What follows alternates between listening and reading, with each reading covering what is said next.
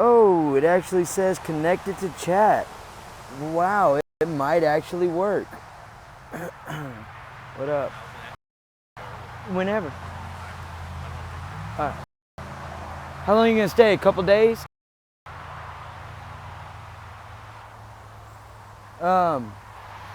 Look, Wednesday I got a job in Carlos. When I leave there, I don't know, I'll call and check on you.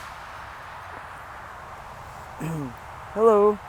So I've tried several times to do this little video right here, and I'm like, I hope it uploads, because yesterday I shot a couple videos through the StreamYards and none uploaded. So I was kind of bummed out about that. But this is what I got going on. That right there in the middle of the screen, I'll zoom in real quick. That's my come on, zoom. That's my harvest innie. I thought they were good. This might be their 4th year. I don't 3 or 4 years, but I didn't really want to put them next to it because it's only a small nuke. I'll show you the newbies, but the interstate's right there. Sorry about the noise, but I'm clearing this area out. The oldest and my brother, we were out here earlier. I'm a rake, and it's kind of weird how this hill's like this. Maybe I'll find treasure under there. You see this like dugout. I don't know. Something weird was going on here years ago before I moved in. It might be an old dun dun. Anyways, so we're just clearing that out. This is the potatoes right here. That's pretty cool. I tried growing potatoes, and I never grew potatoes before, and it was just a couple from the bag that were, getting a little old, and it was either throw in the trash or try to grow a potato. So, but I ended up pulling that green thing out. I didn't know. I cleared all this out, and I thought it was some sort of weed that was growing back, and I guess I didn't put one and one together. I thought they just grew underground and nothing came out from it, but that's what you know. But anyways, they're growing pretty good. I think this is like 3 weeks now, maybe even 4.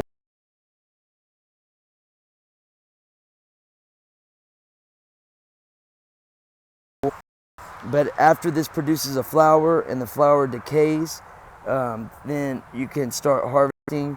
If you want a more mature potato, you can wait till the plant starts to decay. But I'll probably harvest like 1 or 2 plants. I'm kind of wanting to have just an area for when I need a potato, I'll just go and grab a potato, So that's pretty cool. But these are the new bees right here. This is what you call a nuke. And I'm like right up on this beehive, like right up on this beehive. They don't really mess with you. Those cinder blocks, I have 4 of those cinder blocks, and those posts over there, I have those 2 posts. That was a 8-foot 4x4 post, treated. I cut that in half, and I'll slide those into those slots right there, and that will keep my hive off the ground. But I'll be putting them in a bigger box, and I'll have to add a couple of frames, and I'll need to be giving them sugar water. It's 2 cups of sugar to 1 cup of water. That's going to really energize their wax building. And so since they'll have new frames, and they'll build on the new frames to start expanding out, the more sugar water they receive, the better off they are. Typically, only in the wild, they will have to do like a combination, like a little bit of water, not really much to water though, mostly nectar. And, they need the nectar to live, but it helps create the wax. And so the sugar water mimics nectar, kind of like what you do for hummingbirds. So that's pretty cool. Really excited about this colony. I actually went to the bee farm this time. Last time it was flooded. When I went and picked up my other 2 hives, I lost one so far in my journey, I believe, several different states, 2 locations here in Louisiana. And so that's pretty cool. I don't know if it's like a collective group or what it is, but that was pretty astonishing what I seen Friday. Really enjoyed that site. It'd be an awesome hobby to get something like that rocking one day. But that beehive, like I said, I ordered from this company before, the Russian one. The Russian ones could be a little bit more aggressive, but they do produce. So they're supposed to be hyperallergenic. One on my ear, but as long as I don't swat at them, I'm pretty good.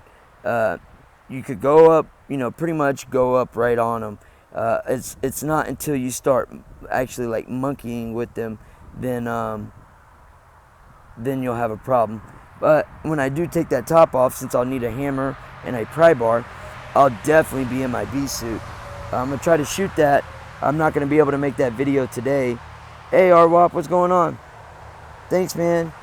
Yeah, they are in desperate need. Yeah, 3 years ago I had seen an article where they were going on the endangered list, or the extinction. Yeah, the endangered list, maybe extinction. They said we had about 3 or 5 years. So I bought a beekeeping book for dummies just to learn about them. And man, I really fell in love with them. They're fascinating.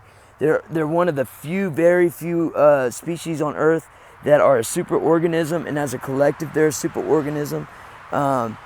They're pretty cool. Well, a sad fact is that bees are starting to get Alzheimer's, so they're forgetting their role in nature by producing, a hive, building it with the beeswax, and making honey. A lot of people are speculating that those plane farts, since there is, traces of aluminum, bronnium, and strontium, or whatever that is, but the aluminum part, has been speculated about giving people Alzheimer's, and so we're starting to see that effect in the bees. So that's that, and then with the Monsanto chemicals and things, a lot of people spray their yard like the weed begone and things like this, not thinking they just want a pretty yard. In fact, when the bees land on the chemicals, they can bring that to the hive, causes a hive collapse, especially with like mosquito spraying. Those mosquito trucks can be bad sometimes. When the Zika virus happened, they were doing like big dumps out of planes to cover vast areas around cities and stuff because of Zika, and there was millions and millions of bees that were lost that year. So, but the cool thing about being a beekeeper, every hive produces one for the wild. They'll split once a year, and they'll produce a hive or a colony for the wild. So that's pretty cool. So like if everyone, not everyone, but if people beekeep, we could one day like repopulate to where they were. Very surprised on how simple it is. It's not really that much care. It's pretty amazing. At first you just got to give them sugar water, like I was saying a second ago, but you just go in a couple times a year, maybe 3-4 times a year.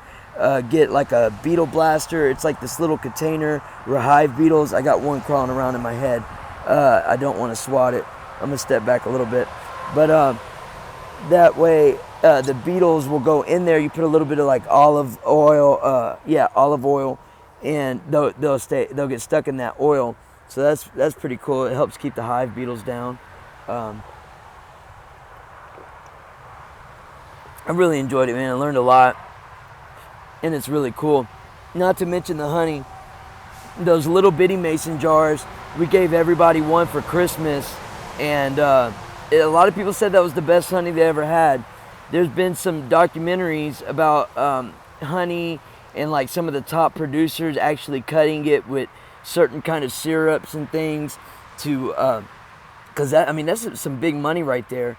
And so who knows if the store, unless you're buying local, that if it's true 100% raw honey.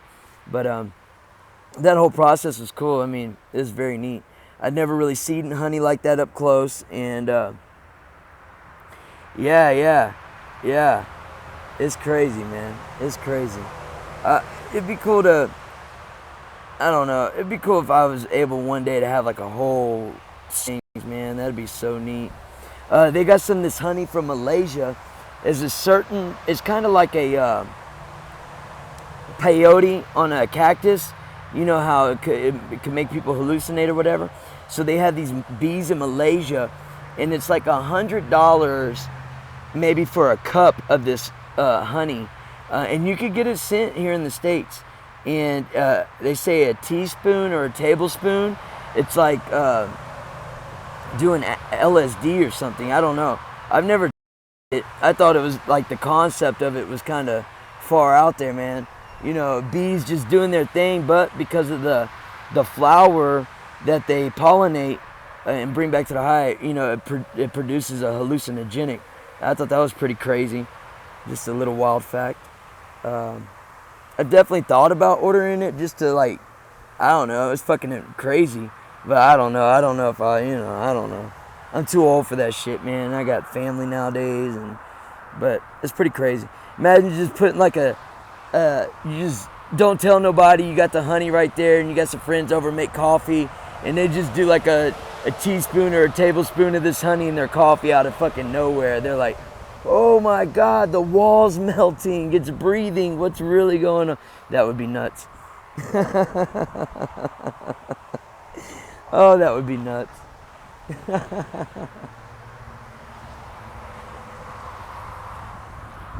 But I was talking about this to Vex, and he was like, man, make a little video. So that's what I'm doing. Hopefully I can get all this cleaned up.